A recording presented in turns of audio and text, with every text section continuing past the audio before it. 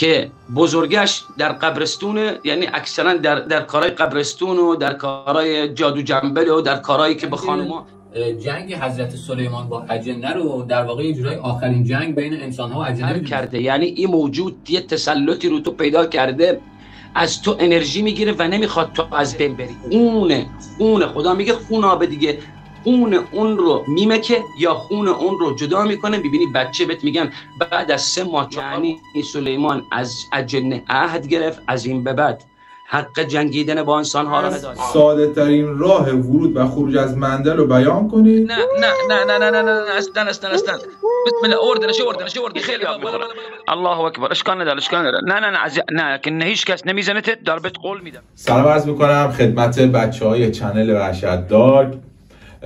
بچه‌ها لایو داریم با ابوفارس، احتمال داره تو لایو پاکسازی هم انجام بدیم. حالا کسایی که مشکل ماورایی دارن تو لایو ابوفارس میان بالا. فقط بچه‌ها یه درخواستی ازتون دارم، اینه که اگه میشه، حالا این 10,000 خورده‌ای زحمت کشیدن، لطف کردن، سابسکرایب کردن، اگه میشه بچه‌ها برن تو اینستاگرام ما رو فالو کنن، چون ما به حد نصاب نرسیدیم که بتونیم خودمون لایو برگزار کنیم. لایو اینستاگرامه، اگه میشه برید بچه‌ها یه اینستامون رو فالو کنید، حالا شیر کنید، دیگران فالو کنن که ما هم بتونیم لااقل خودمون لایو بذاریم. و اینکه هفته دیگه احتمالاً قبلش خبر میدیم بهتون، احتمالاً هفته دیگه باز لایو پاکسازی داریم. اگه بچه‌ها کسی مشکل ماورایی داره، هفته دیگه بعد از اینکه اطلاع رسانی کردیم حتما اینستاگرام ما رو فالو کنن که بتونیم با ابوفارس لایوی که گذاشتیم بتونیم بیایید بالا بچه‌ها، بتونیم بیاریم پاکسازی رو انجام بدیم. پس حتما شیر کنید ویدیو رو، حالا تو اینستاگرام، تو یوتیوب، هر جا تونستین شیر کنید و حتما اینستامون رو فالو کنید بچه‌ها. ممنون میشم. در آخر این ویدیو، حالا بعد از اینکه حالا با ابوفارس هنوز ارتباط برقرار نشده، اومدیم بالا در رابطه با اون آقا رضا و کمکی که دوستان اگه بتونن انجام بدن صحبت میکنم که هر کسی دوست داشت اطلاع بده، به ادمین پیغام بده اگه خواست کمک انجام بده که ممنون میشیم، چون ما خودمون هم انجام دادیم کمک. دستشون هم در نکنه. بچه‌ها میریم که لایو شروع کنیم. سلام عربت. این بنده خدا مشکل داره، تقریبا یه چند هفته گیر داده که مثل که مشکل عادی هم داره، همونی که قبلا بهت گفته بودیم. حالا قبلش به اون پیام داد، گفت اگه میشه بیار یه بررسی ما رو بررسی کنید ببینم کلا مشکلم چیه، چون دکترها مثل که گفت کارت قرمز داره، مثل که گفته کارت قرمز داره. کارت قرمز دیگه کارش نمیشه کرد. ما 2 قطبی رو نمیشه کاری کرد.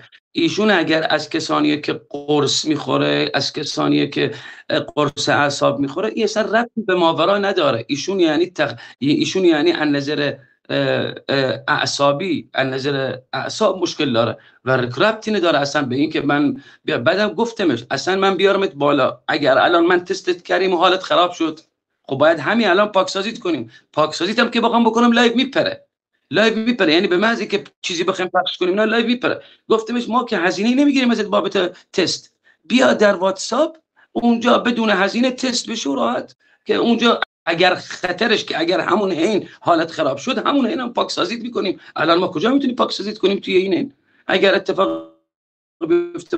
یک کسانی که ما 2 قطبی ان، کسانی که قرص اعصاب میخورن، به هیچ عنوان از پشت گوشی اینا رو تست نمی‌کنیم. چرا؟ چون ممکنه یک لحظه این رو از توی مدار عصبیش در بیاد قاطی کنه، تشنج کنه، فلان کنه. بهتره بهش میگیم یا حضوری تشریف بیار، یا اینکه آقا تو اگه 2 قطبی شدی، کارت قرمز گرفتی، دیگه چیکار میشه کرد؟ کارت قرمز یعنی میدونی چی؟ یعنی اصلا از ماورا ربطی به ماورا نداره. یعنی ایشون از نظر عصبی مشکل داره، یعنی مغزش از نظر عصبی مشکل داره، ربطی به ماورا چیکار داره؟ حالا آخه یه سری چیزایی تعریف میکرد، میگفت که حالا خودش هم تو لایوه، میگفت که من قدیم یه کارهایی میکردم مثلا اینکه به ائمه قرآن پاره میکردم، به ائمه مثلا بی‌احترامی میکردم، فحش میدادم.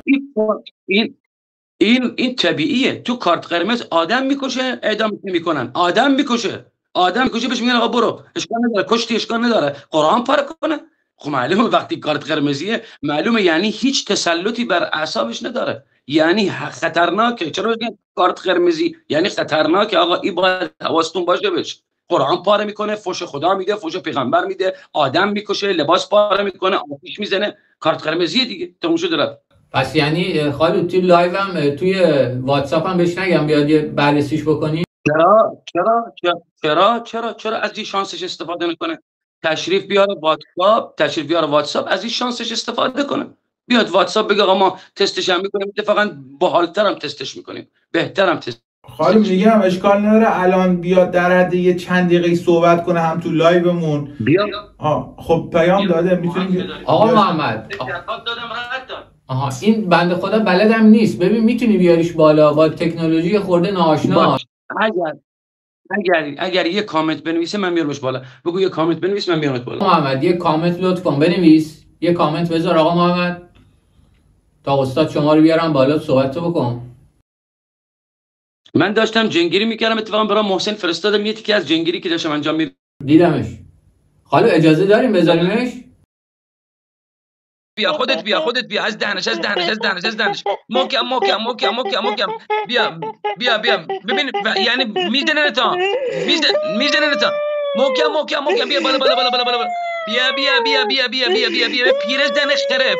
آخه پیرزن چی میخوای از این جوون؟ چی میخوای ازش؟ تو گنگی مریضی، تو چه مرگته؟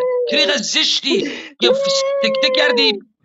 یلا خودت بذارم نت یلا زود از دهنش بگو یا الله یلا از دهن محکم یا الله یلا نه استن بسم الله اوردن خیلی الله اکبر. اشکال نداره نه که هیچ کس نمیزنتت، دار بهت قول میدم، من قول بهت میدم هر کی زدت با من، نه کسی میزنتت نه چیزی، فقط سعی کن از این گناه داره دختر جوونیه، شما از خدا بترس، مسلمون شو، از خدا بترس. ببین من چقدر مراعاتت میکنم، ولی میتونم بزنم پوست بکنن، میتونم بگم اینو بزنید داغونش کن، ولی میگم به خاطر این خدا، به خاطر این دختر گناه داره از بدنش بیا بیرون، از دهانش بیا بیرون، بذار زندگیشو بکنه، از دهانش بیا بیرون. یلا خودت بهت وقت میدم 5 دقیقه از دهان این دختر بیا بیرون. اعوذ بالله بیا بیرون. بسم الله محکم آقا محمد لطف کن یه صحبت مختصر در حد چند دقیقه برای استاد بگو که مشکلت چیه دقیقا.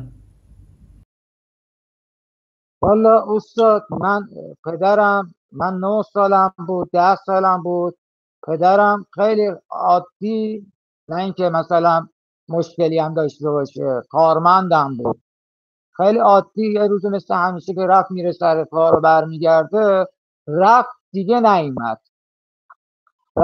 نیومد و مادر من شروع کرد به آینه بین و رمال و جادوگر و اینا که پدر من رو پیدا کنه و من و خواهرم و به عنوان یه بچه نابالغ نشوندونن آینه بین.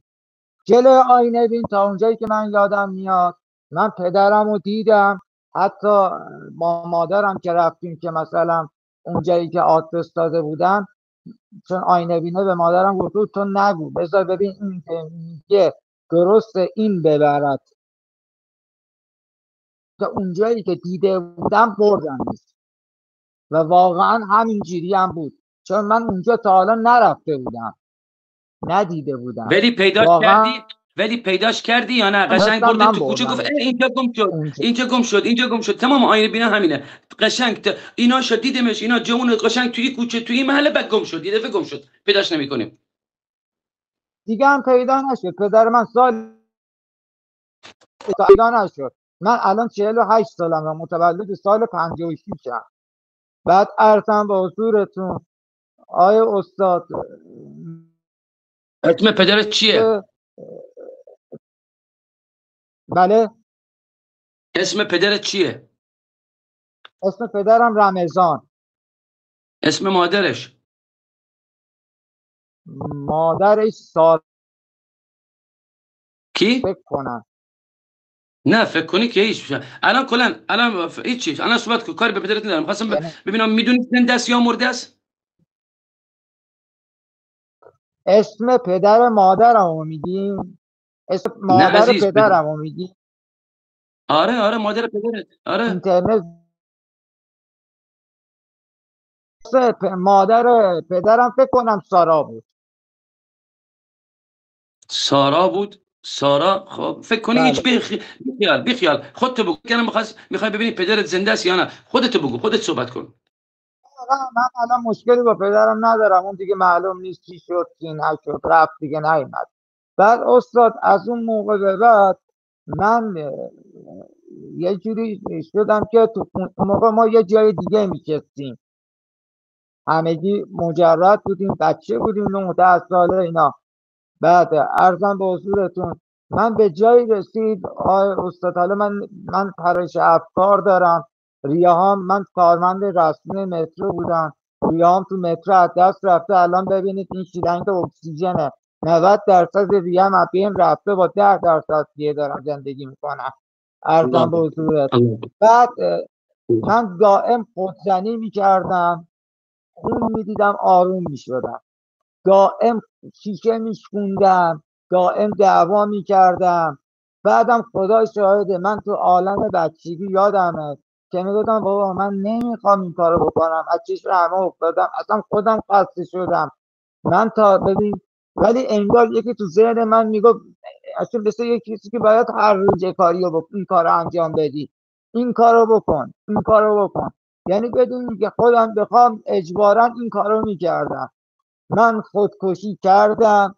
خودکشی خودتون میدونه استاد، یکی از خودکشی میکنه که مثلا جلب توجه کنه. من خودکشی میکردم که بمیرم. من چند بار کما رفتم. من یک بار تو راه سردخونه برگشتم که تو راه سردخونه هم دوباره داستان داشت. یه آقای اومد دستش به من داد، گفت دست منو بگیر. گفتم من خسته شدم، بذار برم دیگه، نمیتونم. گفت نه بده دستتو به من، که من تو راه سردخونه دستم تکون خورد، منو دوباره برگردوندن اتو چی از اینا گذاشتن و اینا. من تو اون عالم که کمام بودم بیرون بیمارستانم میدیدم که بعدم تعریف میکردم که چی شد چی نشد، همه گفتم واقعا شده، همین چیزی شده. بعد مادرم، حالا اینجا نکته مهم مادرمه، مادر من از سن 25 سالگی منو انداخت بیرون. یعنی علنا گفت این دیگه اولاد من نیست، از منم هیچی حق ندارید ارث به این بدید. تا اینجایی که استاد رضا، من محمد این چیزهای خانوادگی اینا رو الان لازم نیست اینجا بگی عزیز.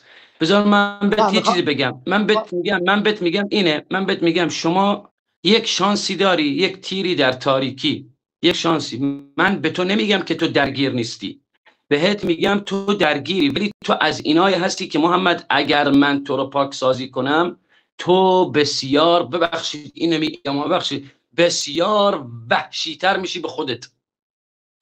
و این درگیریه که تو رو الان آرومتر کرده. یعنی این موجود یه تسلطی رو تو پیدا کرده، از تو انرژی میگیره و نمیخواد تو از بین بری، و الا تو خودت رو خیلی وقت پیش از بین میبردی و میرفتی. و من بهت نمیگم تو درگیر نیستی و الان موجودی در بدن تو نیست و الان موجودی چی میگه، موجوده حرفش چیه، شما حرف چیه. ولی من بهت بگم موجوده بگیرم اگر 100% محمد رو بهتر میکرد، من همین بعد از لایو میگرفتمش. ولی میدانم تجربه بهم ثابت کرده که هر موقع دوستایی که مشکل اعصاب دارن به شکل شما، اینا رو من جنگیری کردم، اینا فرداش آشفتگی زدتشون یه چنان آشفتگی و وهم و چنان افسردگی شدید که جیغ میزنه، داد میزنه، کفر میگه. روز خانواده‌اش میگن ابو فارس بدتر شدی، بهش میگم بابا خب محمد بهتون گفتم این مشکلش عصبیه. اگر جن آرومترش کرده، تازه جن اگر تو مواد مخدر بیشتر نگرش میداره داخل، و الا این فردا میشه براتون یک، یعنی فردا میشه. چرا؟ چون خودش هم نمیدونه، شما هر کاری میکنی فردا یادت نمیاد چی کار کردی. میونی کلامتون. من استاد، من پرش افکار دارم. من یه زمانی منو با زنجیر می‌بستن. افکارت به خاطر موجودته، افکارت به خاطر موجودته، هی موجودت داره حرف میزنه، هی موجودت داره تو کلام استفاده میکنه، هی تو فراموش میکنی که چی گفتی. منو میبردن بیمارستان اعصاب میخوابوندن، هیچ اسمی هم برای بیماری من نتونستم پیدا کنم. یا میگفتم فیلمه، یا میگفتن فیلم داره بازی میکنه، یا میگفتن دو شخصیتی شده. تنها چیزی هم که به من میدادن آمپول و مورفین بود. منو با زنجیر میبستن به تخت تا این حد.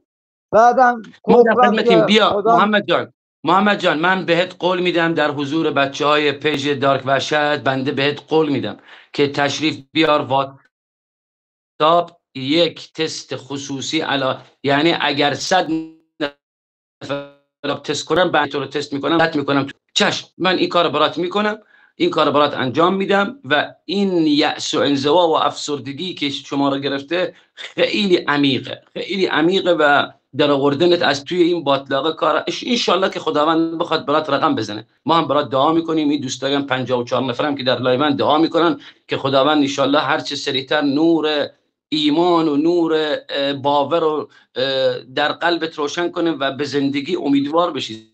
زندگی خیلی قشنگه. تا فردا ما زنده مردیم، ولی تا فردا رو حداقل خوب زندگی کنیم. تا فردا، چه تو فقر، چه تو گرفتاری، چه تو بی پدری، بی مادری، حداقل فردا که جدیده برای منم جدید باشه، نه برای من تکرار روزای آینده باشه. همینطور بخوابم و بخورم و همینطور ناامید باشم و همینطور آقا فردا مردیم. مثلا حالا چی، مثلا پیغمبر مرد، ما دیگه بهتر از پیغمبری؟ ولی حداقل فردامون جدید زندگی کنیم، جدید خوب، به اندازه‌ای که فردا خوب باشه. حالا میخوام هر چی داشته باشم ان شاء الله. من بهت قول میدم و الان خیالت راحت، وقت دوستانم نمیگیرم، بعدا در واتساپ در خدمت هستم. من یک کلمه بگم استاد، ولی بیماری اعصاب هیچ اسمی بابت بیماری من نتونستم پیدا کنم. آخرش هم گفتن سالمه. الله اکبر. تو شخصیتی شده. چطور بهت کارت قرمز دادن؟ چطور بهت کارت قرمز دادن؟ به خاطر افسردگی. مادرم برگشت گفت این داره خودزنی میکنه. مادرم برگشت گفت این داره خودزنی میکنه، خودکشی میکنه. حالی در زندان خودزنی میزنن که یارو معده‌ش میریزه بیرون، بهش کارت قرمز نمیدن. میگن آقا این چی بهش میگن، اعتیادی کارش کرده، نمیدونم مشکلاتی کارش کرده، فلانی کارش کرده. وقتی بهت کارت قرمز میدن یعنی حالو مشکل داری، یعنی مشکل عصبی داری، یعنی مشکل داری. تمام مدارکم، من با سند با شما حرف میزنم، تمام مدارکم هست.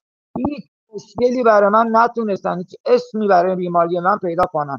من این چیز پزشکی هم استاد یه مقدار با حالا دیگه راحت میتونم حرف بزنم، پارتی هم دخیل بوده. یعنی به من یکی تو نظام وظیفه بود، به مادرم گفت از این حالت پسرت استفاده کن، الان به این معافیت پزشکی میدن. ولی علاج ما در خدمت. بیا واتساپ. شما چیزی استفاده میکنید یا نه؟ به چیزی نه چون کارمند مترو بودن، نه اصلا. الان که به خاطر بیماری من اصلا. محمد جان بودی کارمند مترو، الان تو تا 30 سال دیگه 1 سال کار کردی تو مترو، میگی من کارمند مترو بودم. اشکال نداره محمد. اعتیاد یه چیز بیماری مریضی. اعتیادی نیست که تو داری از روی دور میکشی. ولی تو نمیتونی به من بگی تو نمیتونی. ببین من تصویرت ندارم، به جان بچه‌م تصویرت ندارم، ولی موجودت داره. میگه تو مصرف میکنی، موجودت داره. بعدم این مصرف مال تو نیست محمد، مال موجوده. و درست میگی، خودت مصرف نمیکنی. بله خودت موجود مصرف میکنه. استاد شاید داروها باشه، اینو من انکار نمیکنم، ولی این که برم من رو بگم مواد بگیرم بکشم، نه. خب داروهاتون مورفین قوی داره توش. داروهای اعصاب روان مورفینش به شدت قویه، از حالا خشخاش و چیزا قوی تره. داروهای اعصاب روان همون کلا حکم اعتیاد داره، اگه یه روز مصرف نکنی حالت بد میشه، بهش میگن اعتیاد دیگه. حالا شما به اون دارو اعتیاد دارید. بعد داروهای من ضد افسردگیه، یعنی ولی در آخر بهتون بگم برای بیماری من اسمی نتونستم پیدا کنم. این کارت معافیت پزشکی بذار رک بگم بابت پارتی بازی شد. گفتم از این حالتی که الان پسرت داره خودزنی میکنه، نمیدونم رگشو میزنه، خودکشی میکنه، فلان میکنه، از این فرصت استفاده کن. داره تو بیمارستان ها با زنجیر بسته میشه، از این استفاده کن. مادر منم از این استفاده کرد، مگر نه من اگر این حالت میرفتم نه منو مطمئنم معاف نمیکردم. انشالله ما هم بهت میگیم محمد جان، انشالله که تو درمان بشی، انشالله که اومدی تو واتساپ اگر مشکل تسخیر داشتی بنده درمانت میکنم و بهت میگم چطور یه روز قرص نخور، بیا برای تست بعد از قرص چطوری پاکسازی شد، چه طبق چه دوره‌ای پاکسازی شد و ما این امیدت به این پاکسازی و این باشه. ما که بهت نمیگیم، ما که خدا نیستیم، شاید خدا خواسته شما امشب اومدی، امشب بیای و میخوای زندگی جدیدی شروع کنی. در کل میگیم باید تشبیه واتساپ. من خیلی حرفای معقول داشتم، شما نمیخواین صحبت کنم، نمیگم حالا تو واتساپ. اون خانوادگی لازم نیست تو بزنید که مادرت از ارث تو رو محروم کرده. چیکار میتونیم بکنیم برای اون؟ یه چیزایی من تو زندگیم پیش اومدی که اصلا نمیخوام گذشته من و خانومم بدونم. آفرین باریکلا، آفرین. بذار تو واتساپ بگو با هم دیگه صحبت میکنیم تو واتساپ خصوصی تا دلت بخواد. آقا محمد شما لطف کنید، آقا محمد شما لطفاً الان تشریف ببرید پایین بعد از لایو انشالله خالو، من شماره خالو رو شما میدم، شما تشریف ببرید اونجا، وقت میذارن برای شما، یه پاکسازی انجام میدن، یه بررسی انجام میدن، ببینیم اصلا مشکل شما چی هستش، بعد از اون دیگه ببینیم چه اتفاقی میفته. دست شما در محبت میکنم. برو استاد در خدمتیم. یا علی مدد برو پایین، من بهت میدم، برو پایین بعد شماره رو میفرستن برات. خب خانم بریم سراغ سوال. آماده ای؟ اوکی؟ درود ما نمیدونیم که شما رفتین یوتیوب هم هستین، حتی یه سلام علیکی کردیم ما با خب ما از الان شروع کنیم. نه خب شروع میکنیم. خب ما با بچهای یوتیوب اول لایو چیز میکنیم، صحبت میکنیم، مشکل نداره، ولی دوربین یوتیوب روشنه. خب سوال اول میپرسیم خالو. سوال اول اینه که بعد ام صبیان، سوال چیه؟ ام صبیان چیست؟ آره ام صبیان چیه خالو؟ و اینکه گفتن که دختر شیطان نامش چیه و وظیفش چیه؟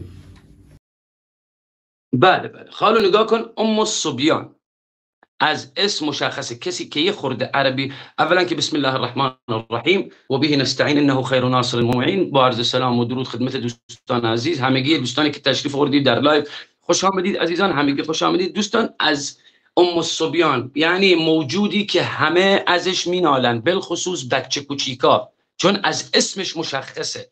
ام الصبیان یعنی مادر بچه کوچیکا.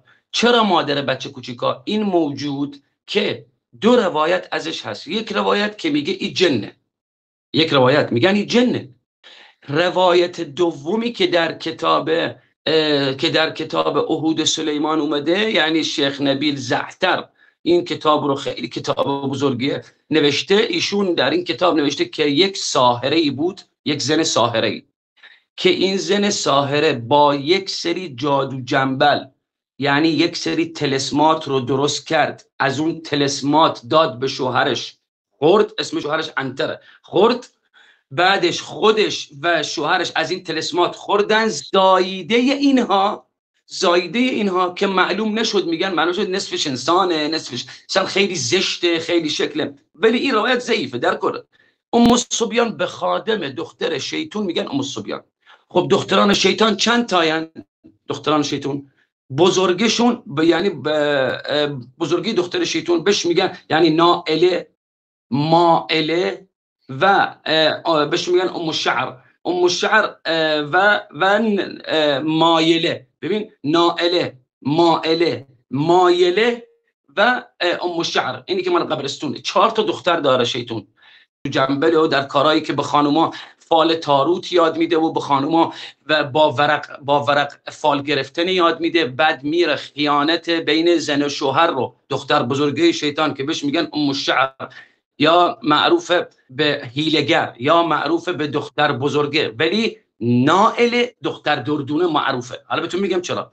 این بزرگه این بزرگ کارش اینه که فقط میاد دختران مجرد، دخترانی که شبا تنها میشن، بهشون افکاری رو، افکار فحشا، افکار یه بار دوست پسر بگیر دیگه هیچ بابا چی میشه، میگه یه بار حالا فلان کنی، یا به پسر نمیاد این، و یا میاد فحشا رو در قبرستون بین آقایون و خانوما در قبرستون کار میکنه که تو اومدی قبرستون، در قبرستون میبینی شماره میده و دنبال فساد میگرده و دنبال فلان میگرده. این نائلا و تسلط بر قبرستان ها، تمامی قبرستان های در کره زمین در خدمت اینه و هر موجودی که میاد در قبرستان میخواد سحر و جادو باشه که یک جادوگری دفن کرده باشه اونجا، میخواد یا طلسمی که اونجا باشه، هر موجودی که در قبرستونه از این دستور میگیره و دستور اینه که چیکار کنید؟ در قبرستان ها فحشا را بندازید، به خانم ها فالگیری یاد بدید، به خانم ها فال تارود، از کراهیت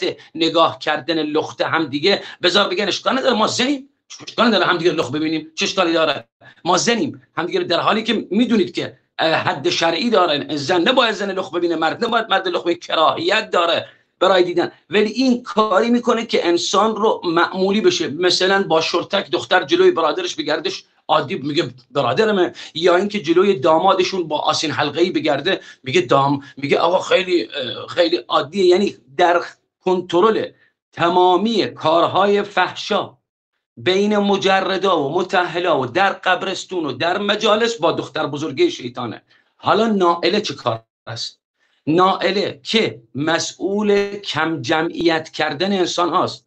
یعنی این موجود به واسطه اینکه اگر یادتون باشه ما قبلا قدیمی ها خیلی قشنگ بلد بودن، عروس داماد وقتی میخواستن ازدواج کنن تو اتاق داماد به غیر از مادر عروس و مادر داماد نمیرفت. هیچ کس حق ورود به این اتاق رو نداشت. چرا؟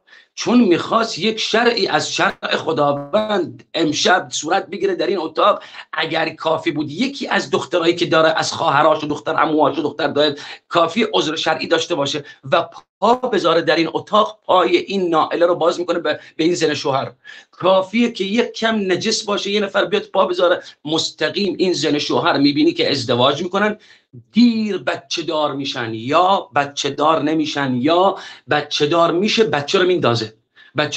یکی از بدترین چی نائله کارش چیه؟ کارش اینه که از پدر شیطون عزازیل دستور گرفته و مادرش زیتونه. میدونید که شیطون و اسم زنش زیتونه بود. زیتونه یعنی عزازیل با زیتونه ازدواج کردن، 6 پسر به دنیا آوردن و 4 دختر. 4 دختری که الان داریم صحبت میکنیم، نائله، ام الشعر، مائله و مایله. این 4 تاین که عرش دختر شیطون. وقتی دوستان میگن عرش دختر شیطون نزدیک به مریخ میشه، منظور نیست که از کره زمین بیرون، برای ماها از کره زمین بیرون، نه، عالمی که اجنه توش زندگی میکنن اینقدر وسیعه که خونه دختر شیطون، نائله، عرشش، خدمش، حشمش، اینا نزدیک به مریخ میشه. یعنی نزدیک به مریخ اینقدر دوره. و این موجود کارش کم جمعیت کردن انسان هاست. از پدرش دستور گرفته که کاری بکن باردار نشن زنا، بارشون رو بندازن. به همین خاطر این ام الصبیان یکی از خادمای دختر شیطان نائله است که میاد و یا بویزه یعنی همون لحظه‌ای که تخمک شکل گرفته در رحم شکل گرفته، خون خدا میگه خون آب دیگه، خون اون رو میمکه یا خون اون رو جدا میکنه. ببینی بچه بهت میگن بعد از 3 ماه 4 ماه دستش تشکیل نشده، مغزش تشکیل نشده، نمیدونم، و باید بچه بری و بچه باید بیفته یا اینکه میفته. این کار دخترای شیطون. حالا بقیه‌شون هم اگر وقت شد در خدمتتون هستیم. ولی کار ام الصبیان ترساندن بچه‌ها در خواب. اکثر بچه کوچیکای امروزی، شاید ماها کمتر دیدیم ولی ماها هم دیدیم. اگر یادتون بیاد خواب میدیدیم یک زن موهای فرفری بزرگ. همه بچه‌ها این از چی لذت میبره؟ یک، بچه‌ها رو از خواب بیدار کنه، بذاره بچه‌ها جیغ بزنن، بذاره بچه‌ها بترسن. کارش همینه، کارش فقط اینه. و کاری میکنه که محافظ بچه از بچه دور بشه، بچه بی تربیت بشه، بی ادب بشه، درسش ضعیف بشه، بچه جواب بده. میبینی پدر و مادر میگن به خدا ما همچین فحشایی نمیدیم، این بچه داره فحش میده، به خدا ما. میبینی حافظش ضعیف میشه، بچه کند ذهن میشه، فضول میشه، جواب میده. این ام الصبیان کارش اینه، هم تسلط بر بچه‌هایی که در کره زمین از انسان‌ها و هم کم جمعیت کردن انسان هاست. بله. خالد جان، سوال بعدی سوال جالبیه در رابطه با این پرسیدن که جنگ حضرت سلیمان با اجنه رو در واقع یه جورای آخرین جنگ بین انسان‌ها و اجنه میدونستن، خب، و میخوان ببینن این تفاصیل این جنگ چیه، این چی بوده. این قبل از اینکه من این رو توضیح بدم، فقط به خود شما و به دوستانی که در این لایو میگم که تا به الان این سوالهایی که الان داره میپرسی، این سوالها خیلی خطرناکن. این سوالها جواب دادنشون سوالهایی که 7 سال بنده جواب ندادم به این سوالها و الان جوابت میدم با مدرک، با سند. و تا به الان شما شنیدین از این داستانها؟ نشنیدید. بهت قول میدم فردا نگاه کنید، همه میشن کارشناس اینا. فردا همه میشن کارشناس جنگ سلیمان با اجنه. دوستان، زمانی که حضرت سلیمان عرش رو از حضرت داوود بعد از رفتن دوره 45 روز نزد لقمان حکیم رفت، نزد لقمان یاد گرفت علم بر هوا و علم بر طیر و علم ستاره شناسی و از پدرش که داوود بود اعلاتر شد در علم، اعلاتر شد. خود سلیمان از مادر خودش 5 برادر داشت و از مادری دیگر 4 برادر داشت. 4 برادری که از مادری دیگر بودن بر سلیمان وفا کردن، ایستادن، ولی 5 تا برادر در زمانی که دقیقا فیلم سلیمان را اگر دیده باشید اشاره به کرد، در زمان تاجگذاری سلیمان در هیکل سلیمان در معبد، زمانی که تمام سران یهود بودن، گردن کلفتای قسیسایی همه نشسته بودن و داوود بلند شد و گفت این فرزندم، در قرآن هم میگه وورث سلیمان و داوود، در قرآن میگه. خب چه اتفاقی افتاد اینجا؟ برادرها کودتا کردن، رفتن با 7 پادشاه ایام هفته که امروزه 7 پادشاه ایام هفته بودن، اون موقع معروف بودن به 7 اقلیم، یعنی 7 اقلیم اجنه که در عالم اجنه 7 اقلیمه. همونطوری که ما مثلا 7 تا قاره داریم، 5 تا قاره داریم، چقدر ما انسان قاره داریم، در بین اجنه 7 اقلیمه که هر اقلیم رو یک جنی حکومت میکنه، پادشاهشه یک جنی. و این رفت با اینها صحبت که ما به روستایی حمله کردن در کنار بیت المقدس و مردم اون روستا رو تسخیر کردن و مردم، زن باردار شروع کرد شکم خودش پاره کردن، پدر دختر رو تجاوز میکرد، پسر بر خواهر تجاوز میکرد، اون و ریخت به هم دیگه مجتمع. خبر اومد به واسطه دمریات، این رو در ذهنتون داشته باشید. این کیه دمریات؟ دمریات دست چپ سلیمان دمریات و در دست راستش آصف ابن برخیان. آصف بر زمین و خشکی تسلط علم لدنی داره، دمریات بر هوا و بر آسمان. یعنی اگر عرش ابلیس رو آصف ابن برخیان، چون عرش بر روی زمین بود و آصف اون رو از روی زمین تا کرد و آورد پیش سلیمان، پس هر اتفاقی هم در آسمان میخواد بیفته به واسطه دمریات که یک پیرتر از آصف ابن برخیا بود، بسیار آرام، بسیار سفید چهره، قد بلند و از انسانهایی که در تاریخ متاسفانه بهشون ظلم شدن، دقیقاً مثل الیاس، مثل ما فقط خضر میشناسیم، در حالی که از خضر قدیمیتر و جاودانه‌تر الیاسه و از الیاس جاودانه‌تر دمریات و اینا همه با آقا صاحب الزمان روز در آخر زمان زور میکنن اینا هم بهشون. حالا در کل این جنگ تفاصیلش چیه؟ تفاصیلش اینه که اینا بستن با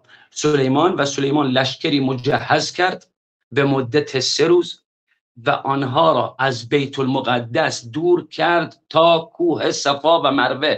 امروزه حاجیایی که رفتن اونجا میدونن که یک عجایبی از عجایب 7گانه جهان در کوه کجاست؟ در کوه صفا و مروه است. چیه؟ 40 چاه بر سنگ. دوستانی که رفتن عربستان میدونن عربستان کوهاش سنگ سخته، سنگ خشکه.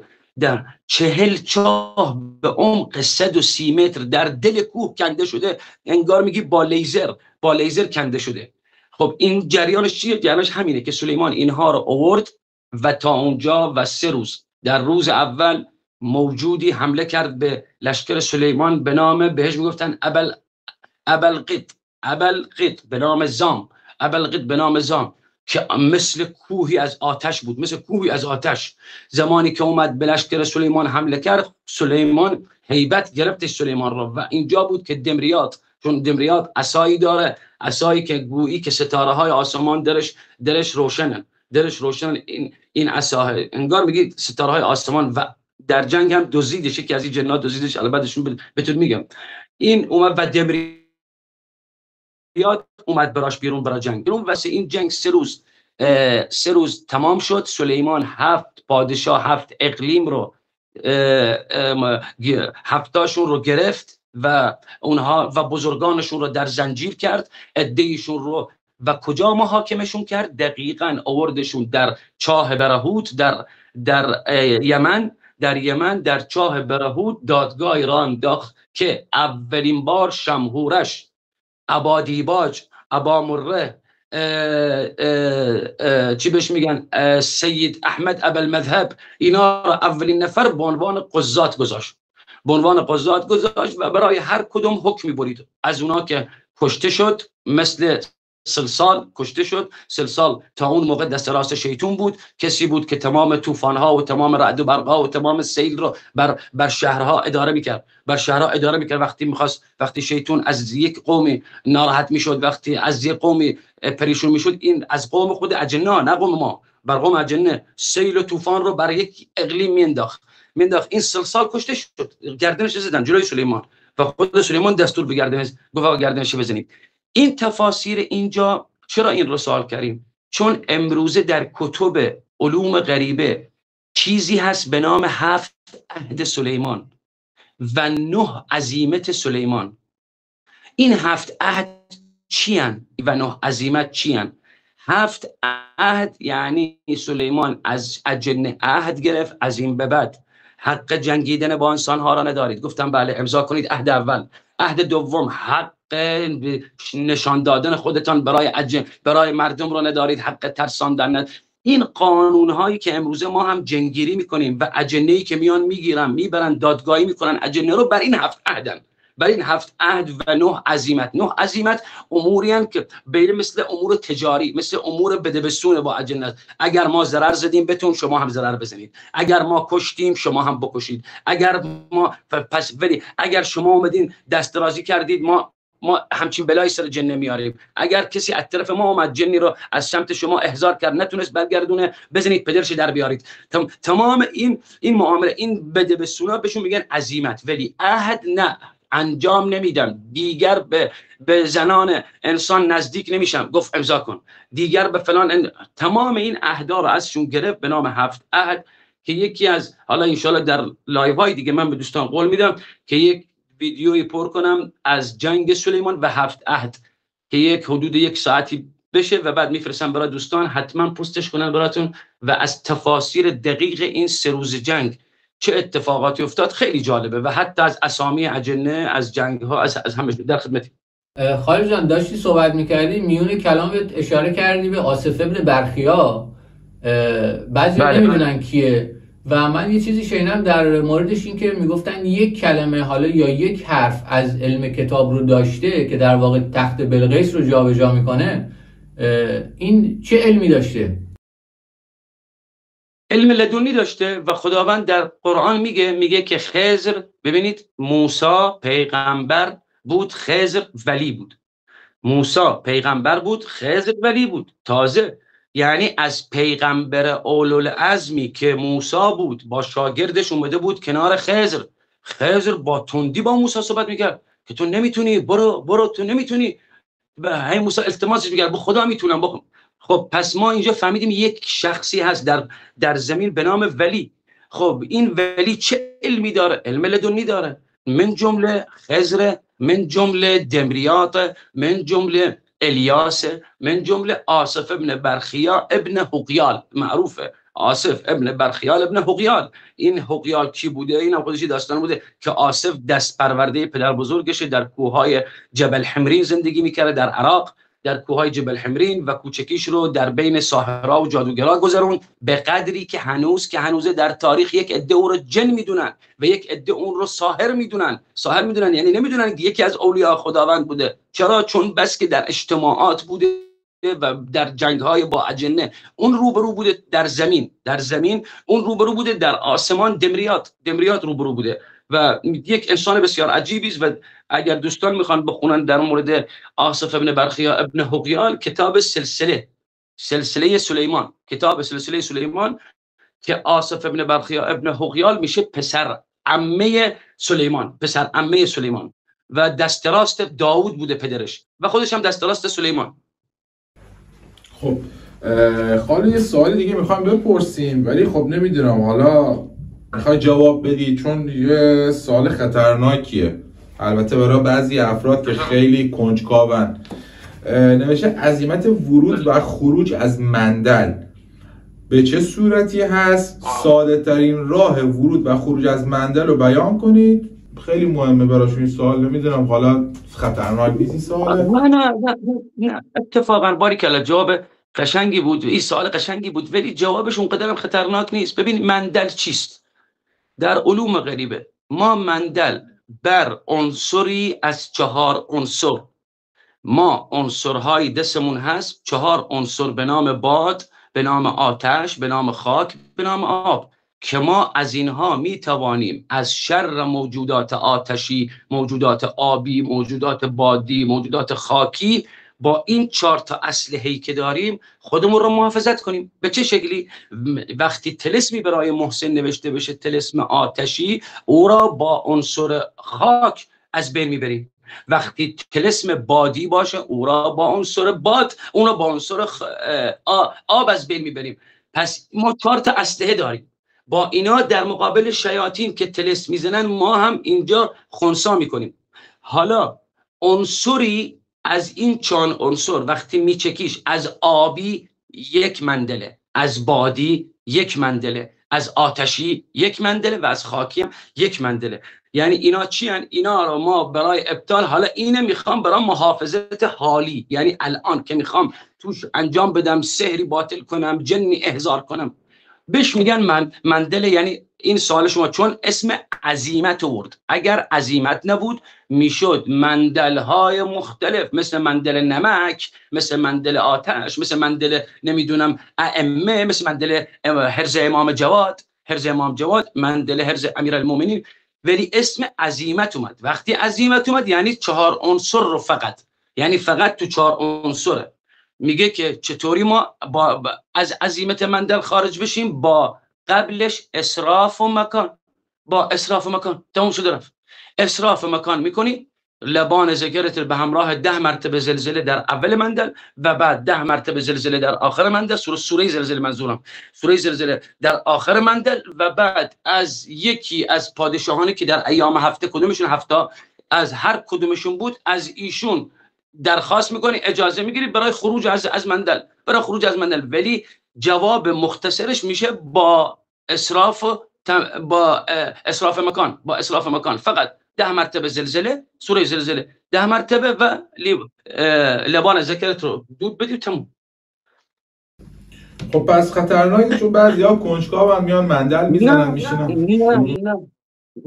نه چرا مندل‌های یهودی، مندل‌های مسیحی، مندل‌های فرماسونی مثلث همراه با چشم، مندل‌های اجنه مثلا مندل عزازیل یه چیزه. ما حتی در اسلام مندل کلمه الله داریم دیگه. 4 تا جن، عاصف، قاصف، هاتف و مارد. این 4 تا جن که بر اسم الله وقتی میخوام مندل بزنم، بر اسم الله 4 تا جن محافظتش میکنن. خب یعنی خیلی مندل داریم. ایشون گفت عزیمت، وقتی گفت عزیمت یعنی 4 عنصر. بله. خب سوال بعدی میگن که میشه، حالا ما جنگیری رو دیدیم تو اتاق بوده یا یه جای بسته بوده، طرف جنگیری پاکسازی انجام میدادن، حالا طرف میگه میشه جنگیری رو تو باغ یا مکانهای وسیع انجام داد؟ فرق من تو اتوبوس راه کرمان داشتم رفتم کرمان تو اتوبوس جنگیری کردم. تو نه مکان باز، منظورم تو بیابون فرقی نمیکنه، هیچ فرقی نمیکنه. ولی بیمار، ولی شخص جن زده شده اگر در محل سکونتش، جایی که زندگی میکنه و کلا جایی که تسخیر شده، بعضیا رفتن سر گنج تسخیر شدن، بعضیا رفتن تو خونه های خرابه و میگن اگر در محل سکونت یا محلی که شما جن زده شدید اونجا جنگیری بشید بهتره، ولی در همه جا میشه جنگیری کرد، ربطی هم نداره، در همه جا میشه جنگیری کرد. خالو سوال بعدی اینه که البته یه شخصیه فکر کنم حالا از اینان که مغازه سنگ فروشی و اینجور چیزا داره، میگه من میخواستم ببینم آیا جایی هست که من بتونم یه موکل رحمانی داشته باشم بخوام بگیرم. من بهش یه سوالی میگم، من بهش یه سوال میکنم، این سوالش رو، شما موکل رحمانی میخوای برای چی؟ شما ببین موکل رحمانی آیا سواد داره؟ خیر. آیا موکل رحمانی میتونه در دادگاه برات کاری بکنه که قاضی بر مسئله تو رای بده؟ خیر. چرا؟ چون قانون جمهوری اسلامی نخونده، وکالت نرفته دوره وکالت قانون خونده باشه. پس تو، ولی من یه چیز میگم تمام، من بهت میگم دهن قاضی میبنده، برات همه کار میکنه، ولی یک سوال، آیا میارزه که موجودی مثل خودت که دارای افکار منفی و افکار مثبت میتونه خیر و بعد ما وقتی اینجاست جالبشه دوستان که وقتی عزیزان میگن موکل رحمانی فکر یعنی موکل معصوم، یعنی موکلی که دیگه هیچ بدینه ما نداریم همچین چیزی، پیغمبر معصوم بوده، اهل بیت، تموم. شیاطین اتفاقا انسان اگر خیانت در رفاقت انسان 30%، در اجنه 99%. شما وقتی میگید رحمانی از کجا میفهمی رحمانیه؟ میگه پیغمبره، میگه اهل بیته، میگه معصومه. موجودی که از تو 5 برابر در امور جنسی قوی‌تر، این موجود و چشچرانتر، حاضر اینه ببریش توی خونه دست درازی کنه به زنت، نگاه کنه تو همون به دخترت، نگاه کنه به پسرت، دست درازی کنه به مادرت، دست درازی کنه. چرا؟ چون نمیتونی بگی دست درازی نمیکنه، چون رحمانیه. از عجیب رحمانیه، ولی معصوم نیست، مثل تو که هر لحظه احتمال داره خطا کنی و اونم دست خطاش خیلی بیشتر از توی انسانه. پس دوستان، کسی که میگه موجود رحمانی، ما نداریم موجودی که از اولش خوب باشه تا آخر، این میشه پیغمبر، این میشه معصوم، ما نداریم. پس چون میتونه خطا کنه به ریسکش نمیارزه که تو این موجود ببری و به خانواده دست درازی کنه و به دخترت، به مادرت و به دیگران. خالی فقط کلا حالا محتوای این چیزی که طرف میخواست ببینه میشه جایی هست که مثلا بخواد طرف بتونه موکل. خب اینا که موکل میگیرن دارن چطوریه؟ کسی که حزب محض، دروغ محض. مبهمترین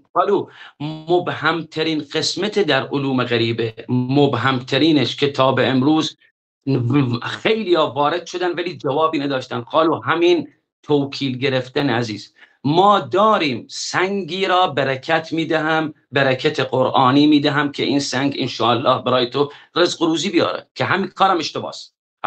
چرا؟ چون رزق و روزی دست خداست و تو به جای اینکه به سنگ روحانیت بدی، به قلبت روحانیت بده، خداوند به قلبت بیشتر رزق میده تا به سنگه. یکی. دوما مبهمترین شکل دوستان اینه که این گرفتن توکیل، یک، آوردن موجودی از عالمی دیگر به عالم خودمون. خب حالا اون موجود چی بهش غذا میدی؟ نمیدونن. چطور در سنگش میکنی؟ جواب نمیدن. بعد بهش میگی تو چطور اینه در این سنگ عقدش میکنی با من؟ خب یالا عقدش کردی.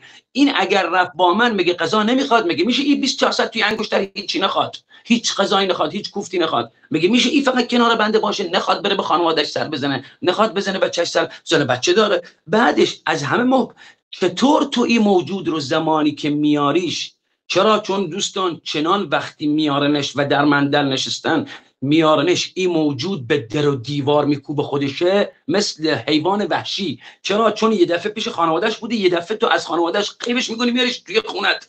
ببین تو این چنان وحشتی میگیرتش که خیلی سخته یکی بتونه کنترلش کنه، نه اینکه بخواد بگیره اسیرش کنه و شروع کنه بازار رانداختن. موکل رحمانی و موکل سنگ و موکل خزعبلات. و به همین خاطر اسلام و به همین خاطر بالخصوص شیعه در این قسمت قاطعانه میگه اگر رفتی این کار کردی کفرته، رفتی تموم شد. چرا؟ چون نیست دروغ. اگر باب اینه باز میکرد اسلام بیا و کی ببندتش، یک طول و عریض میشد این مسئله، نه اینطور. ولی هر آن چیزی که با عقل شما با عقل دارید جور بکن.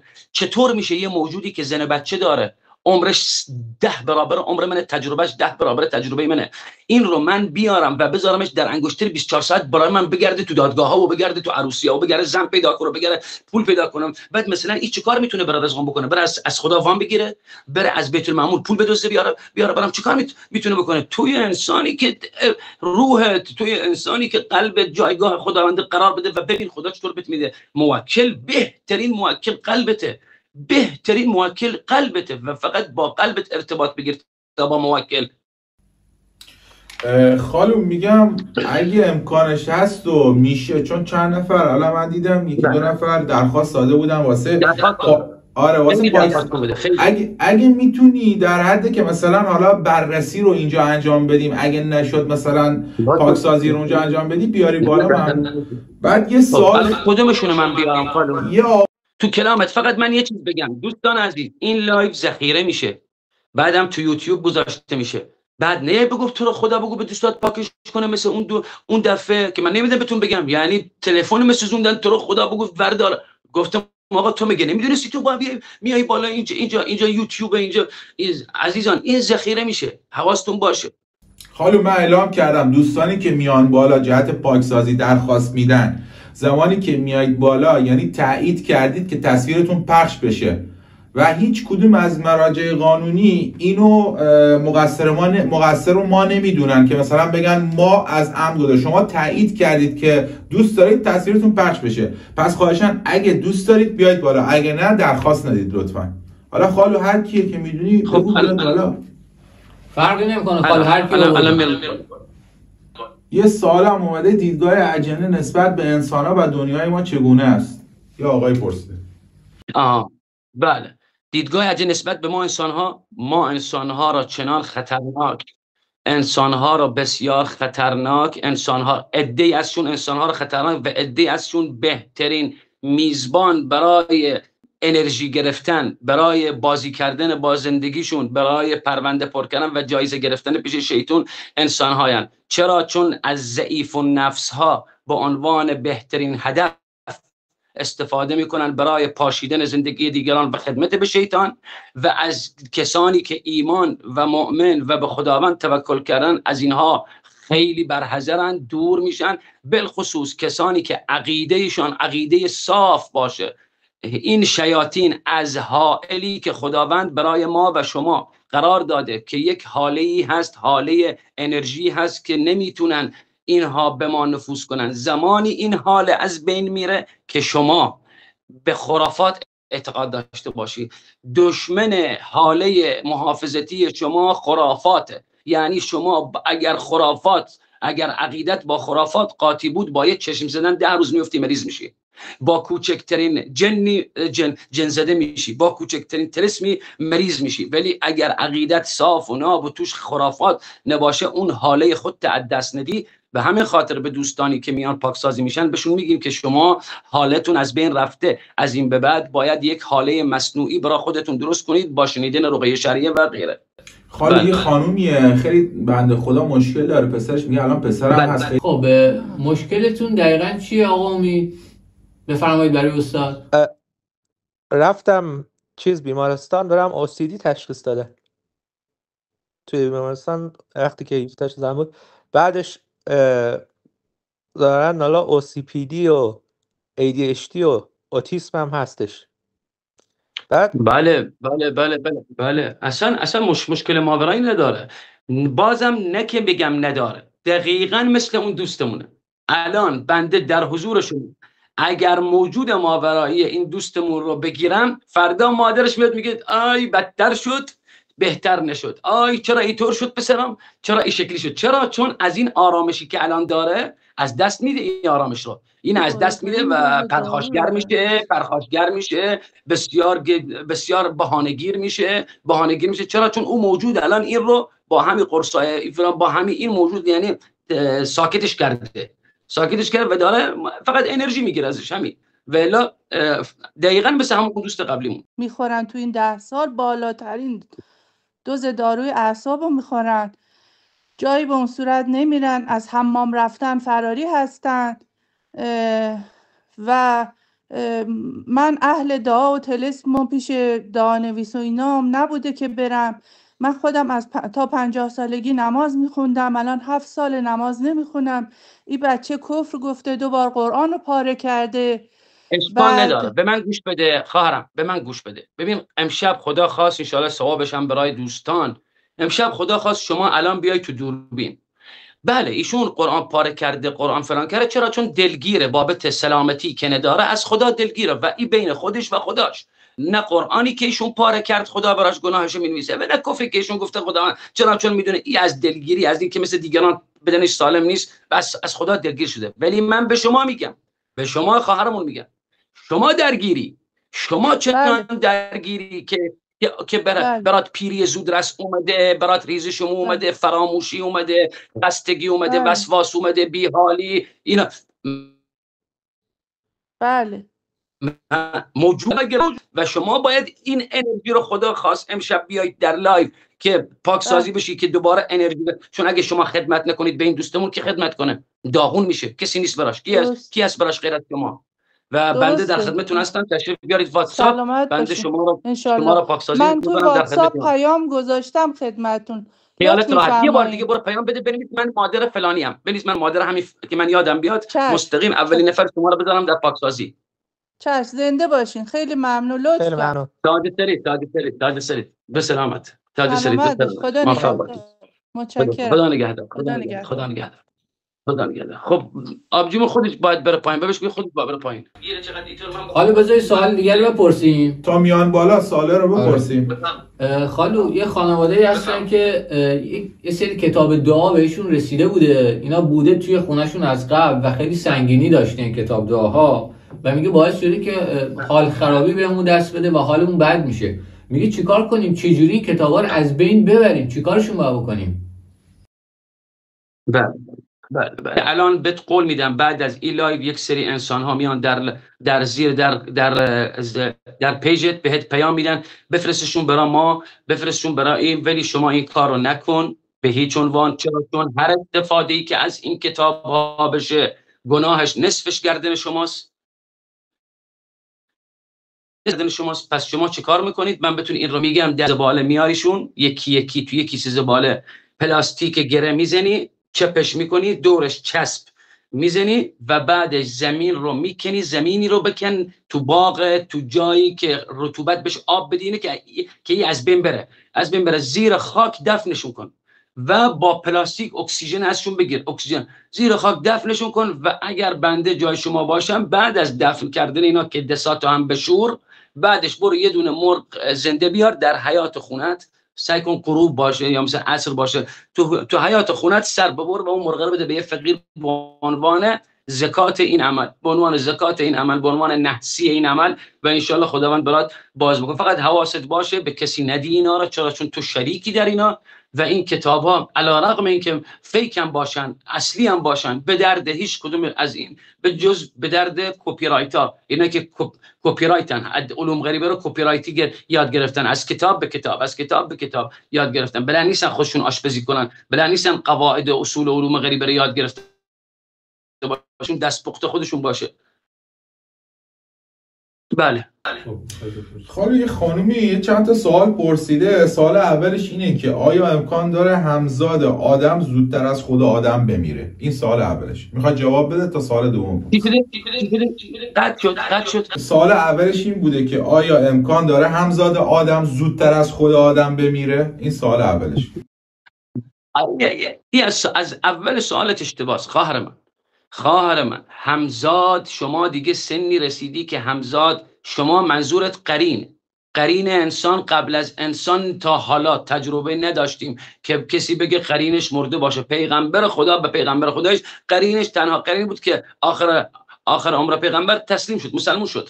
ولی از این که قرینش بمیره ما تا الان نشنیدیم همچی چیزی که قرین کسی بمیره. ولی همزاد فرشته‌ای که روح تو رو از بیت المعمون، از عالم ارواح میاره و در شکم مادر به اون کودک میدمد، این همزاد شماست، با شما هم زایده میشه تا روزی که دیگه خداوند کلید دموکراسی رو به شما میده، بینش خیر و شر خودت دیگه انتخاب کن، بین ثواب و گناه. زمان همون تکلیف، وقتی تکلیف بر تو واجب میشه اون میره زمانی میاد که ملک الموت روح تو رو قبض کرده باشه، اون تو رو به واسطه اتونل نور به برزخ تحویل میده و در قیامت هم به قیامت تحویل میده. این کار همزاده. ولی همزاد که بعد فرشته اصلا ربطی به این قرین نداره، قرین شیطانه.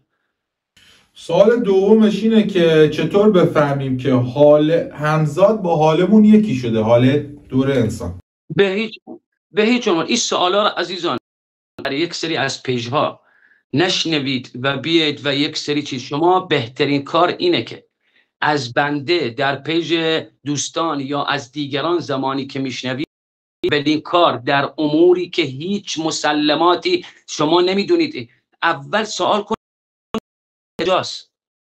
از بنده میخوای سوال کن این منبعی گفتایی که داره میدی کجاست، کدوم کتابه، کتاب موثق افسانه است، لیلی و مجنون، نمیدونم شاهنامه است، در مورد داستان‌های وحشتناک اومدی که ما انسان‌ها در 2025 آن چیزی رو باور کنیم که ثبت شده، متواتر باشه بین خیال و بین واقعیت. ما که دیگه مثل قرن هفتم نیستیم که نمیتونیم ثابت کنیم یه گفته رو کتاب معلومون نیست، یه دقیقه یه گفته رو تو اینترنت میاد بالا کتابش. این گفته شما با حال ما یکی بشه اصلا یه چیزی محالاته. اصلا حال شما چیه، اون چطور میخواد با حال شما این بشه؟ این سوال از بیخ افسانه است، افسانه و خیاله. یه چند تا سوال داره خالی، حالا هر کدومش دیدیم میشه جواب داد جواب بده، اگه نشد خب میریم برای سوال بعدی. سوال سومش اینه که آیا همزاد هر 40 روز یک بار برای دریافت انرژی به آدم نزدیک میشه؟ آیا همچین چیزی میشه؟ خالی صدات نیست. صدا بنده همزاد رو جای قرین میذارم، چون تازه توضیح دادم که این قرین انسان هاست نه همزاد. هر 40 روز یک بار بستگی به اعمال شما دارم. در روزهایی که شیطنتت بیشتره از خداوند ارتباط قرینت باهات بیشتر که به خدا نزدیک باشی. در روزهایی که مثل ماه رمضان، مثل روزهایی که روزهای مبارکن، اون و خودت فقط با اعمالت میتونی قوی ترش کنی یا ضعیف ترش کنی. ولی ربطی همزاد که گفتیم اون فرشته، این قرین نسبت به افکارت، نسبت به کارهایی که انجام میدی، کارهایی که تو درش دخیلی مستقیم، چون خداوند در قرآن میگه در روز قیامت شیطان میگه من این کارو نکردم، من نگفتم بهش. کی گفته بهش؟ خودش انجام داد، ذات خودش انجام داد، نیت خودش انجام داد. ولی در اموری که من توش دخیلم، اموری که اون رو بیشتر از من ارتباط میگیره. و چرا به دوستانی میگیم که به خواهرای میگیم که ما نمیدونیم چرا وقتی میاد در اتاق دختر زن میاد میخوابه، ما نمیدونیم چرا فعال میشه قرین اون دختر، قرین اون بچه فعال میشه، بچه بی تربیت میشه، درس نمیخونه، دنبال پارتی و شبانه و آرایش و دنبال، اصلا گوش نمیکنه به حرف و نمیدونیم. پس چیه اعمال ما؟ هرچی اعمالم بیشتر بشه این قرین نزدیکتر میشه به من. حالا چون 10 تا سوال کرده، حالا میخوای میپرسم خیلی کوتاه مثلا جوابش بدیم دیگه، حالا به عنوان مخاطب سوال لاش ذهنش درگیر بود، گفتیم حالا سوال بعدیش اینه که خب همون قرین که گفته بود آیا انسان همه قرین دارن که اوکیه، گفتید دارن، و آیا قرین قابل اصلاح هست؟ همچین چیزی پرسیده. ما اینو در لایوهای گذشته هم گفتیم. قرین آمده که تو را از اصلاح در بیاره. تو به هیچ عنوان نمیتونی قرینت رو اصلاح کنی. چرا؟ چون اون در بیعت جناب عالی نیست، در بیعت شیطانه. قولی به شیطان داده که من این رو از راه به در میکنم، پروندهش رو سنگین میکنم. پس شما با موجودی که نمیتونی، نه حرفت رو گوش میکنه، نه حاضر میشه، نه ظاهر میشه، نمیتونی کاری اون رو تو چطور میخوای؟ اون اومده تو رو از اصلاح در بیاره. خالص سوال بعدیش اینه که چرا خداوند 7 تا کالبد به ما داده و به چه درد ما میخوره؟ همچین سوالای خب ذهن خیلی آدمای این سوالای فلسفیه. ما اینجاها علوم غریبه جواب میدیم. این سوالای شما فلسفیه. الان من وارد فلسفه و علم کلام بخوام بشم و به شما بگم خداوند چرا 7 کالبد به من داد، حداقل 2 ساعت زمان میبره، حداقل، چون علم کلام میگن فلسفه و علم کلام. بله خب میگم سوالایی که قابل پاسخگویی هستن فقط مثلا اونا رو. حالا سوال بعدیش اینه که علت همزیستی امار مکان با ما چیه؟ این سوال بعدیشه. بله، علت همزیستی ما با امار مکان چرا؟ چون اونها قبل از ما بودن، ما آمدیم و به محدوده اونها وارد شدیم و محدوده اونها رو کثیف کردیم، نجس کردیم، بچه هایشان را سوزاندیم، خودشان را با کارهای غیر شایسته اذیت کردیم. ولی چون این موجود، خداوند، موجودی که قادر به تسخیر شما نیست، نه اینکه خودش نخواد، نمیتونه خلقتشی شکل انسان رو تسخیر کنه و بی آزار، نه پا گذاشتن روش شما رو میزنه میکشه، نه نهایت بعد خیلی حساسن این موجودات که الان خیلی به ندرت در خونه ها هستن، شاید بگم نسلش در جای دیگه شاید باشه، در کشور ما خیلی کمتره. این موجود به خاطر اینکه نمیتونه انسان رو تسخیر کنه و از غذای انسان مثل بقیه اجنه نیست که از اجساد، از خون، از نمیدونم مرده، از طلسم، از اینا، این موجود از پسمانده غذات، از نمیدونم لا گوشت دندونت بمونه، از اینها انرژی میگیره در کنار انسانه. ولی مثل بقیهشون ول میکرد میرفت و الانم ول کرد رفت. اکثرشون با آمدن حمام، توالت فرنگی وارد حمام شد، اکثرشون رفتن دیگه نموندن. بله. خالی سوال دیگه کردم، من خودم متوجه نشدم. نوشته چطوری بفهمیم بدهی ماورایی داریم و چطور رفعش کنیم؟ همچین چیزی هست؟ ما همچین چیزی نداریم. این چیز رو من میدونم این سوالا از کجا آمده، میدونم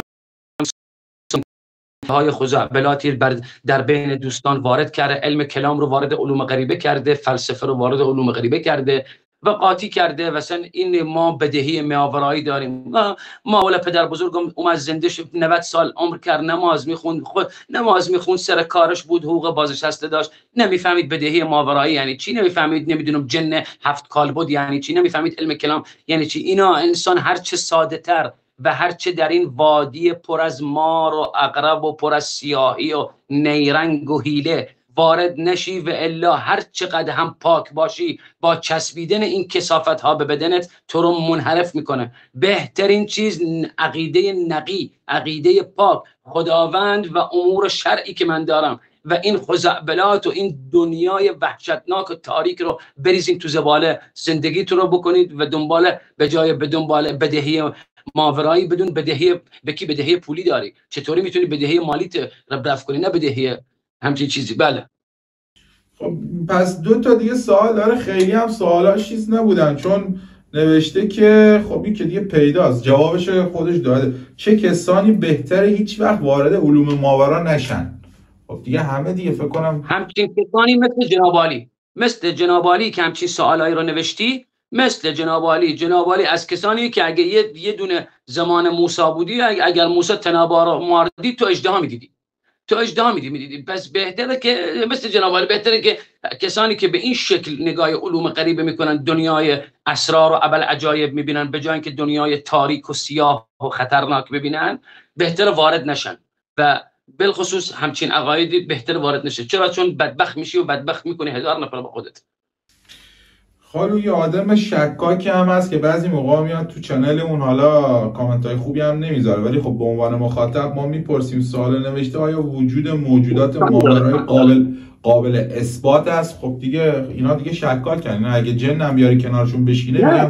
ببین انسان شکاک داریم. من رفیق جنگ خودم هست، با بنده است، 15 سالم با بنده است، یک سری چیزایی در علوم غریبه رو رد میکنه، با یک سری چیزایی که بهش ثابت شد قبول کرد. ولی ما داریم انسان بددهن، ما بد شکاک داریم، یکی داریم بددهنه، بد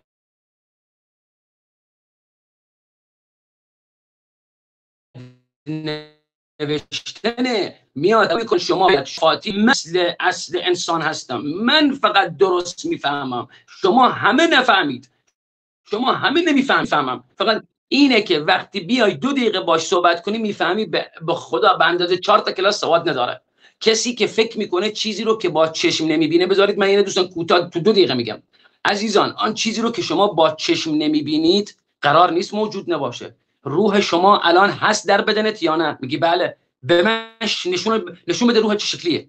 به من بگو مخزن ورود و خروج روحت از کجاست. به من بگو عقل و خرد کجای بدنته. این که مغزه. عقل و خرد کجای بدنته. پس هر چیزی که نیست قرار نیست اون وجود نداشته باشه. از کجا ما میفهمیم هست؟ چون ما خدا رو با عقل شناختیم، نه با دین، نه با ما خدا رو با عقل. چون آگاهی علم خدا و آگاهی خدا رو همه جا دیدیم، درختان رو دیدیم، سیارات رو دیدیم، آب رو دیدیم، موجودات رو دیدیم. به همین خاطر ما الان میپذیرم روح در بدنم هست، چون نشانش از من زنده ام. چون به محض خروج این روح جسد من بعد از 1 ساعت تبدیل به بوگن میگیره جسدم.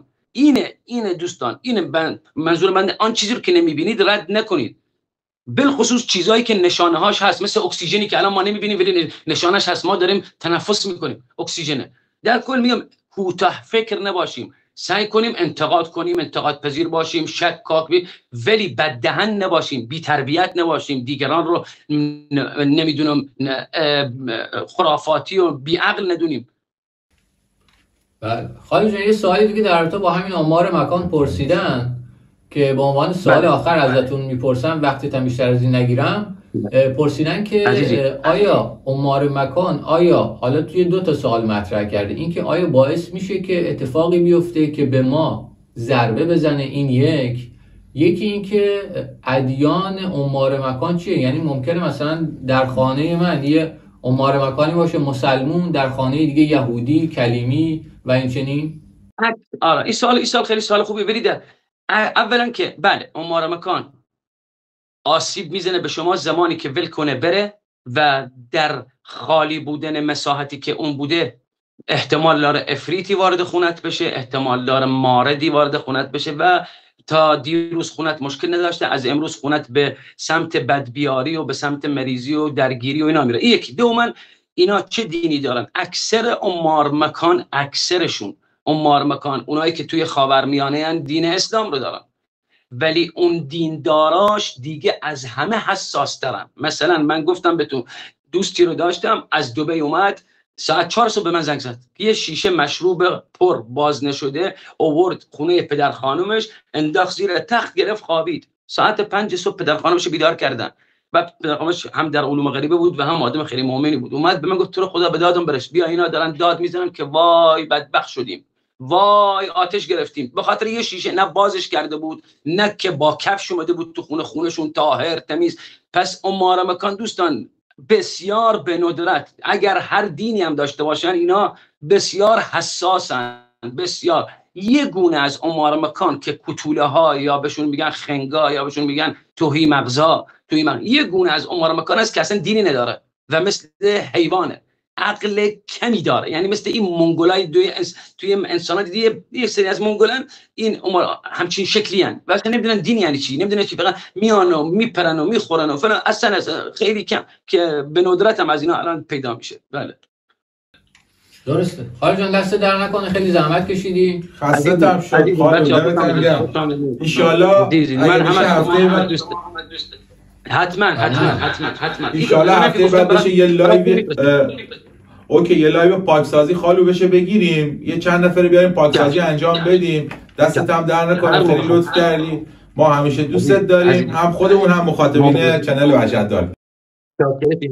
من هم از شما هم از دوستانی که در یوتیوب عزیزی هم از شما هم از دوستانی که در یوتیوبن، دمتون گرم، شبتون بخیر. یا علی مدد، خداحافظ. خدا. خب لایو اون با ابو فارس تموم شد. بچه‌ها یه خواهشی داشتم، اگه میشه اینستاگرام ما رو فالو کنید که لااقل به اون حد نصاب برسیم که بتونیم خودمون هم لایو بذاریم، چون اینستامون به حد نصاب نرسیده. اگه میشه برید یه فالو کنید، چیز زیادی نیست، که بتونیم حالا خودمون لایو بررسی و اینجور چیزا رو بذاریم. اون اشخاصی که قراره ابو فارس باشون چیز کنه، صدا میده؟ آره. باشون بخواد حالا پاکسازی انجام بده، از چنل خودمون راحت‌تر خودمون بتونیم بیاریمشون بالا. و اینکه حمایت کنید بچه‌ها. اون قضیه آقا رضا رو باز دوباره میگم، هر کسی که میدونه در حد توانش هست و میتونه کمک کنه به این خانواده، ممنون میشم اگه این کار انجام بده. ما خودمون تا هر چی در توانمون بود تونستیم انجام دادیم، ولی خب هستن دوستایی که دست به خیر هستن. و بچه در رابطه با اسپریت باکس هم بالا 50-50، یعنی 100% دوداری فعلا 50-50. اون شخصی که دستگاه رو فرستاده بوده الان خیلی وقته خب دیگه ما پیگیر شدیم، ولی خب جوابگو نیستن. حالا ایشالا که ایشون کارشون تموم بشه، اون کاری که داشتن احتمال داریم ما میدیم شاید کار داشته باشن و بتونن دستگاه رو واسه اون ارسال کنن. دوستتون دارم، مرسی، خدا نگهدار.